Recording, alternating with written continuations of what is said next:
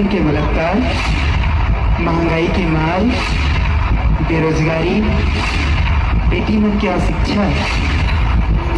आखिर कब तक तुम्हें जुर्म की आग में तकूं? किसान कथे कर्ज के कारण आत्महत्या करत हो, बेटी कथे समाज हमोला हीन नजरिया से देखथे, मोर खुद के समाज हमोला जिए के हक नहीं दे, एकर लिए मैं आत्महत्या करत हूँ। जनता कथे महंगाई के मार से मरत हो, स्वच्छ भारत अभियान ला मजाक बना के रखी हो। मैं भारत माता ला का जवाब दूं? ये सब के जिम्मेदार कौन है?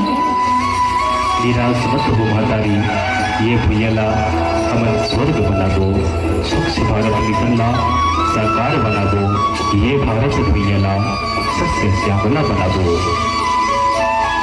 बनाबो ना भैया, बनो ना दीदी, बनाबो ना संगी, ये भैया जोहार है छत्तीसगढ़ के चौदह देवी देवता ला जोहार है, जोहार है, जोहार है, जोहार है।